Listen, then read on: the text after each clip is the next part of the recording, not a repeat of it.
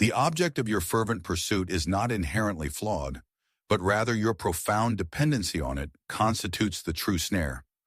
Carl Jung posited that an excessive preoccupation obscures pristine discernment. The very instant you relinquish your strenuous efforts to acquire it, you commence the metamorphosis into the iteration of yourself that already possesses it. This is not merely another trite admonition to detach and manifest. Instead, it represents a profound psychological transformation.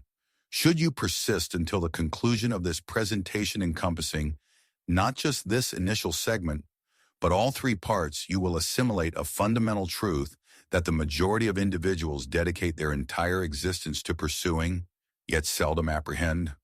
The precise moment you cease requiring something to alleviate an internal void, you discern that the void was, in fact, never empty. And once this realization dawns upon you, your approach to seeking will be irrevocably altered.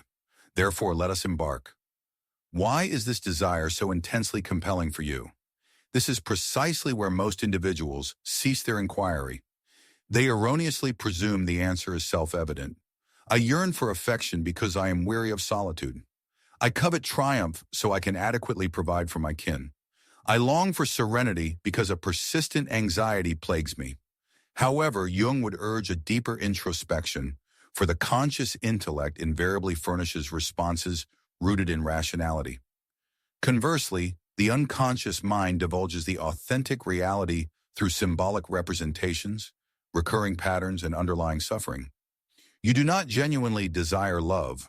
Rather, you seek a sense of security within interpersonal bonds. You do not truly crave success. Instead, you endeavor to silence the persistent inner critic that proclaimed your inadequacy. You do not fundamentally wish for peace.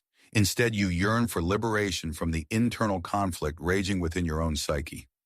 And herein lies a crucial insight. The less cognizant you are of these underlying motivations, the more ardently you pursue superficial remedies, yet these solutions fail to endure. You establish a relationship, yet an enduring sense of loneliness persists. You achieve a significant objective, only to feel an even greater disorientation. You attempt to rest, and your thoughts intensify their clamor. This is because the yearning was not centered on the external object itself. It was fundamentally about identity. It stemmed from an unconscious conviction that if you finally acquire it, then, and only then, will you be inherently worthy. But this presents the inherent predicament. This mental framework transmutes your aspiration into a survival mechanism. And survival, by its very nature, does not attract. It repels. It ensnares you in a perpetual cycle. You desire it. You pursue it relentlessly. You fail to obtain it. Consequently, you redouble your efforts. You cling more tenaciously, and the more vehemently you strive, the more it eludes your grasp. You might convince yourself that you are actively manifesting, but deep within, a palpable panic resides. Every forward movement feels akin to a regression because your subconscious is not generating from a place of tranquility. It is reacting from a state of apprehension. And fear does not manifest, it proliferates itself. You may gradually begin to entertain the belief that you are somehow cursed. You will commence attributing blame, either to yourself, to others, or to circumstantial timing. You will oscillate frenetically from one strategy to another. Yet the persistent sensation remains. Why can't I simply reach that point? Because the unvarnished truth is, you are not pursuing a specific outcome. You are pursuing an alleviation from your own tumultuous thoughts. And that is precisely why the experience is so acutely painful. The failure is not solely external. It feels like a personal validation of the deeply ingrained internal conviction that something is inherently amiss with you. This explains why individuals can experience profound emotional breakdowns even after achieving substantial success. It elucidates why a pervasive loneliness can afflict someone even within the confines of a committed relationship. It clarifies why a state of peace can feel profoundly uninteresting after years spent navigating chaos. This is because you have erroneously conflated urgency with intrinsic meaning. How does one discontinue this relentless pursuit? You do not eradicate desire itself. That is not the ultimate objective. Desire is an intrinsic component of the human experience. However, you do cultivate the faculty to attend to it without offering blind obedience. You deliberately create a space between your internal need and your subsequent action. You pose inquisitive questions. Which part of me believes I am incomplete without this? Whose voice is subtly insinuating that I must strive for more? From where did I acquire the notion that struggle inherently confers value? You cultivate a genuine curiosity regarding your own desperation. You begin to perceive your established patterns not as inherent flaws, but as lingering echoes of younger versions of yourself, still yearning to be acknowledged. Carl Jung famously declared, "Until you make the unconscious conscious, it will direct your life, and you will call it fate." The vast majority of individuals never pause long enough to critically examine their perceived destiny. They exist in a perpetual state of reaction, enveloped in internal clamor, gripped by the apprehension that if they cease their incessant running, they will inevitably collapse. Yet ceasing is precisely where the true beginning lies. When you no longer operate from a mindset of scarcity, you commence creating from a position of inherent sovereignty. You enter environments without feeling the compulsion to justify your presence. You pursue your objectives with a profound sense of detachment. You experience love without succumbing to emotional disintegration. You endure periods of waiting without succumbing to panic. You release your grip and external circumstances begin to materialize. Not because the universe suddenly bestows rewards upon you, but because you are finally in harmonious alignment with the very essence you were pursuing all along. A version of yourself that no longer harbors doubts about its intrinsic worth, thereby unveiling the primary truth. You cease desiring it from a place of fundamental need, and consequently it loses its power to control you. You recognize that the temporal sequence was not your adversary. It was, in fact, your instructor. It imparted the lesson that obsession does not equate to clarity, that undue pressure does not confer genuine power, and that intense craving is not synonymous with authentic love. And now, precisely because you have perceived this, you are no longer enthralled by it. This is what Jung alluded to when he stated, "Freedom is not discovered in the denial of desire, but in the profound understanding of its origins." Most individuals never attain this level of insight. They spend their lives reacting impulsively to their unresolved wounds, perpetually replaying familiar patterns with new individuals, erroneously labeling it as personal growth when it is merely exhaustion cloaked in a different guise. But this no longer applies to you. Not anymore. Because you have recognized the cyclical nature of these patterns, you have meticulously traced them back to their source. And instead of imploring life to furnish you with what you mistakenly believed you required, you turned your gaze inward and transformed into an individual who no longer necessitated external validation to feel complete. Now you possess a potent influence, not through aggression, but through an unwavering certainty. Your demeanor is softer, yet your presence resonates with greater impact. You articulate fewer words, but your energetic signature communicates volumes. And it is at this juncture that everything begins to undergo a profound metamorphosis. Opportunities present themselves. Clarity emerges. The appropriate individuals enter your sphere. The timing aligns harmoniously. Because you no longer chase, you attract. This attraction is not achieved through manipulation, but through genuine embodiment. You have transitioned from being a perpetual seeker to becoming a resonant signal. You still harbor desires. That is perfectly acceptable. But now you comprehend the fundamental truth. You do not desire the external object itself. You desire the version of yourself who no longer requires it to experience inner peace. And that authentic version already resides within you. The chase has concluded. The return journey has commenced. You have ceased your relentless running. But what transpires next? Most individuals harbor the misconception that once they discontinue chasing, everything will miraculously fall into place. They believe that letting go is some mystical gateway through which the universe suddenly becomes cooperative. They assume that clarity, love, purpose, or peace will simply materialize without further effort. However, Carl Jung would posit that this isn't the true mechanism of profound inner transformation. Simply disengaging from something doesn't eliminate discomfort. Rather, it fundamentally alters its nature.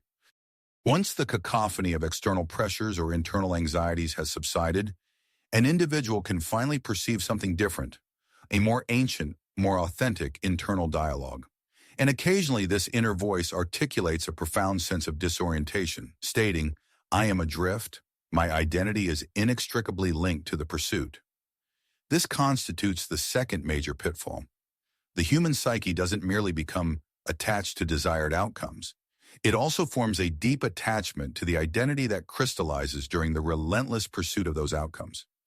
You weren't solely striving to achieve a particular goal. You were actively evolving into a distinct individual within that very struggle. You developed a sense of self-worth and competence within that inherent tension. You learned to command attention, to be recognized through sustained effort, through enduring challenges, and through eventual accomplishments. Consequently, when the intense chase ceases, the resulting sorrow isn't due to the loss of the objective itself, but rather the loss of the particular iteration of yourself that was defined by and dependent upon that objective. Allow this profound realization to fully resonate. You are mourning the demise of an internal self-concept, the part of you that fundamentally believes self-worth was something that had to be painstakingly earned. Jung termed this phenomenon ego death, and contrary to popular perception, it bears no resemblance to a triumphant celebration. Instead, it manifests as a profound sense of bewilderment, an unsettling void, and an oppressive silence. You have meticulously shed a layer of your former self, and what lies beneath isn't immediate enlightenment. It is instead a raw and exposed vulnerability. So why do we often experience a worsening of our emotional state after relinquishing the very thing that consumed our attention and energy? Because despite the inherent stress and pressure it exerted, it was a familiar constant. It provided a compelling impetus to maintain forward momentum. It furnished your existence with a definitive structure, even if that structure was precariously constructed upon foundations of suffering. You possessed a clear understanding of how to function as an individual driven by a singular objective, perpetually on the verge of a breakthrough, perpetually nearing completion. It kept you perpetually engaged. It instilled a sense of utility and purpose. And when that relentless internal and external clamor dissipates, you are confronted with a profound silence. And this silence in its starkness is inherently terrifying. You come to the stark realization that the incessant chasing was, in essence, a monumental diversion, a clamorous, desperate attempt to evade a deeper, underlying emotional void. This profound ache whispers, "I am incapable of remaining still. I don't comprehend how to simply be. I don't know who I am without the constant striving." And here lies the crucial paradox. This deep-seated ache is not a novel sensation. It is ancient, primordial. It is the wounded inner child within you who conflated strenuous effort with deserving love, who was implicitly or explicitly taught that tranquility must be earned, that inherent worth is only attained after arduous struggle, that affection must be continually demonstrated. Consequently, you never acquired the fundamental skill of existing without perpetual exertion. And when you finally cease your ceaseless race, everything comes flooding back with overwhelming intensity. The profound stillness, the pervasive self-doubt, the torrent of unresolved questions. And this entire experience feels fundamentally wrong. Yet Jung would contend that this feeling is not indicative of an error. Instead, it represents a period of psychological withdrawal. You are undergoing a detoxification process from a deeply ingrained psychological addiction, the compulsion to perpetually be en route to achieving something, and the void you perceive that isn't true emptiness. That is, in fact, expansive room to meticulously reconstruct your core sense of self, not as an individual relentlessly pursuing an elusive dream, but as an individual living authentically from the essence of that dream itself. What transpires when you consciously choose to inhabit this liminal, in-between space? You gradually begin to discern your authentic internal voice once more. Initially, it will be faint, almost imperceptible, because your rational mind will actively attempt to lure you back into old patterns. It will insidiously whisper, "Shouldn't you be accomplishing more? Perhaps you're falling behind. You'll inevitably lose your momentum if you allow yourself to relax. However, with persistent patience, that insistent voice gradually weakens, and something far more gentle and profound emerges. This emergent voice doesn't communicate with frantic urgency, it speaks with profound clarity. It doesn't issue dictatorial commands, instead it poses simple, yet incisive questions. What truly feels authentic in this present moment? What aspirations are you merely pretending to possess? What if this current state is already entirely sufficient? And within the contemplation of these profound questions, your entire nervous system commences a process of profound healing. You cease to meticulously strategize your entire existence out of fear. You stop engaging in futile negotiations with imagined threats. You relinquish the inherent need for external validation of your chosen direction. You begin to create from a place of inner peace, rather than external pressure. You start making choices from a position of deep-seated groundedness, rather than debilitating guilt. You come to the liberating realization that you do not have to earn the right to rest. You do not have to provide elaborate justifications for your personal boundaries. You do not have to diminish your authentic self to feel secure. And this precisely marks the true genesis of profound inner alignment. The evolved version of yourself that emerges from this period of intentional pause is no longer merely reactive. This individual is deeply rooted and stable. They do not succumb to panic when circumstances deviate from their expectations. They do not spiral into despair when others misinterpret their intentions. They do not abandon their own needs or values at the initial sign of internal or external tension. Why? Because their inherent self-worth is no longer subject to negotiation or external approval. They have successfully reclaimed their authentic center. This reclamation is achieved not through the accumulation of more accomplishments, but through the profound release of the erroneous belief that they ever needed to be more than their inherent, already complete self. This transformation unfolds subtly, quietly. You awaken one morning and no longer instinctively reach for your mobile device as if it were essential life-sustaining oxygen. You enter a room and do not automatically scan for signs of approval from others. You engage in a conversation and find yourself no longer mentally rehearsing your perceived worth while you speak. You move through life with a more deliberate pace, yet you feel fundamentally stronger. You cease to chase. Instead, you consciously choose. You no longer strive to impress. Instead, you authentically express. You do not merely react, you thoughtfully respond. And your fundamental energetic signature begins to shift. This isn't some ethereal spiritual fantasy. It manifests in tangible, observable, and deeply grounded patterns. People instinctively feel safer and more at ease in your presence because you are no longer radiating an aura of frantic urgency. Opportunities begin to gravitate towards you because you are no longer stifling them with an overwhelming sense of desperate need. You enter various spaces and occupy precisely the amount of presence and influence that is authentically yours, no more, no less. You evolve into an individual who no longer requires external permission simply to exist. And this, Jung would unequivocally state, represents the profound return of the authentic self.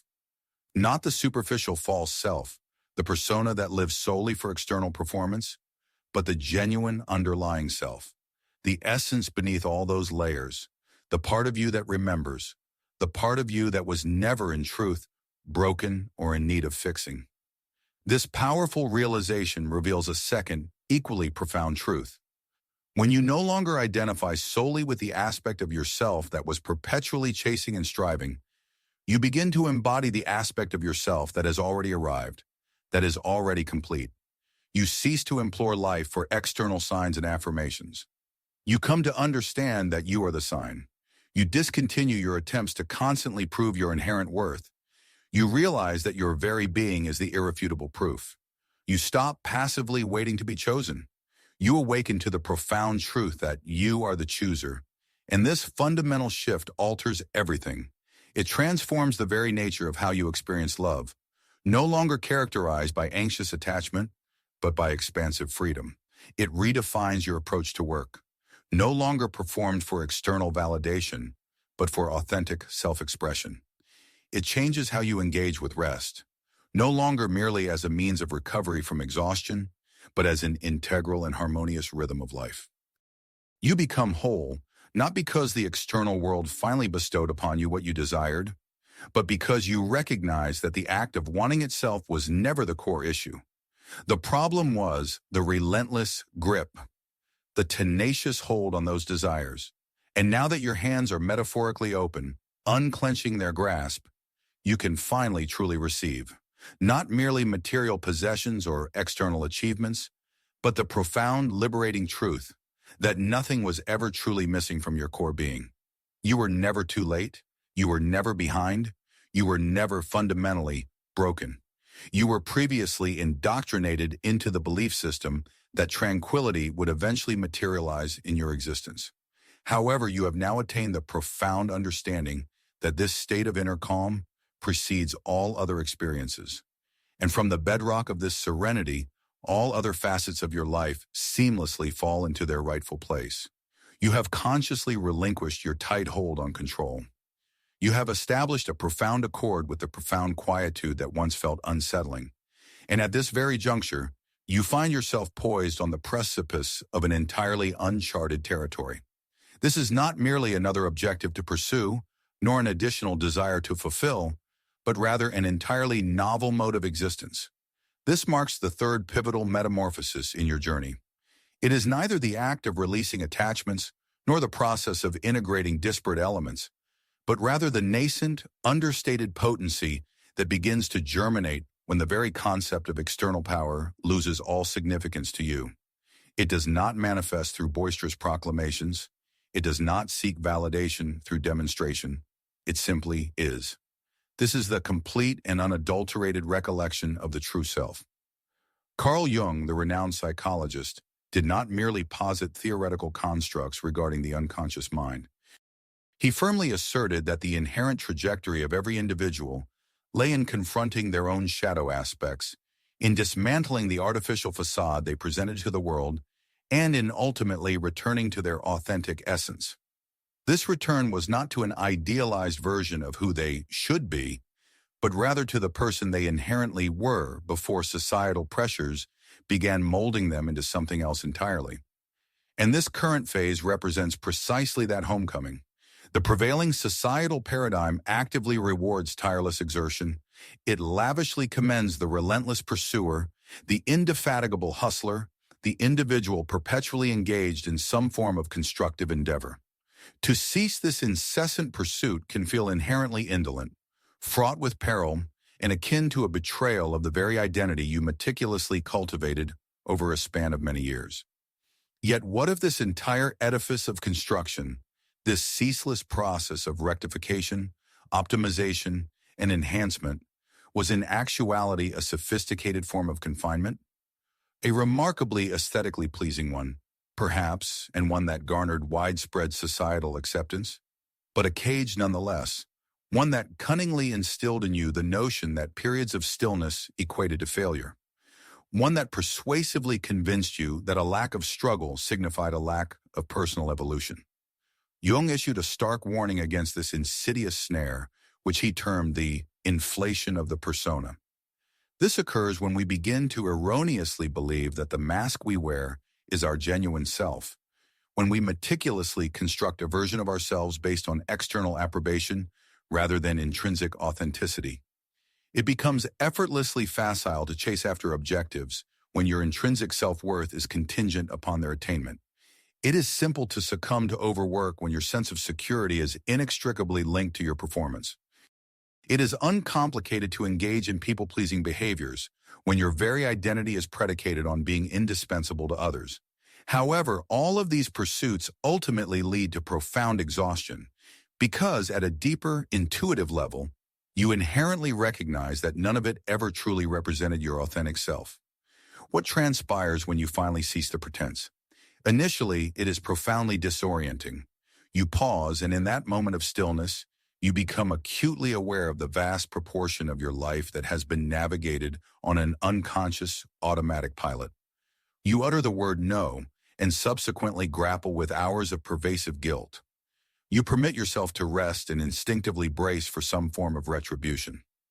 You articulate your truth and steel yourself for the inevitable abandonment, because your genuine self has been conspicuously absent from the helm for an exceedingly prolonged period. And now that you are permitting your authentic voice to emerge, your nervous system, still accustomed to the old patterns, has not yet fully embraced this new reality. You are meticulously reconstructing an internal foundational structure that is not predicated on fear. You are diligently instructing your physical being that a state of tranquility is inherently secure. You are tenderly educating your emotional core that genuine affection does not necessitate self-sacrifice. You are meticulously teaching your cognitive faculties that authentic achievement does not demand self-betrayal. And it is within this newly created space, not amidst the frenetic rush, nor the superficial hype, that you finally begin to experience a resurgence of vitality. Not a state of being productive, nor outwardly impressive, but profoundly present.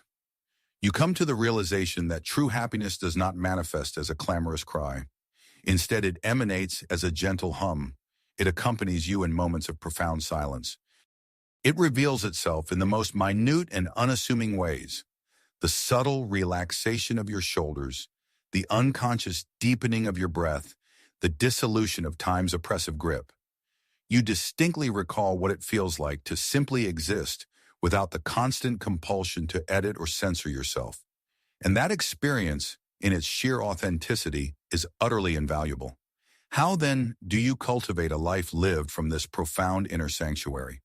Not merely as an occasional sojourner, but as a permanent resident. How do you anchor your decisions within its wisdom? How do you allow it to shape the very contours of your existence? You commence by consistently choosing presence over performance. Again and again. You cease assenting to requests when your true inclination is to decline. You stop attempting to validate yourself to individuals whose convictions are already firmly established. You discontinue neglecting your own fundamental needs simply to garner approval. You stop diminishing your true stature to conform to environments you have long since outgrown. And gradually, your external reality begins to harmonize with your internal landscape. You start establishing boundaries without the slightest hint of apology. You begin to consciously select relationships that evoke a sense of peace, rather than generating tension.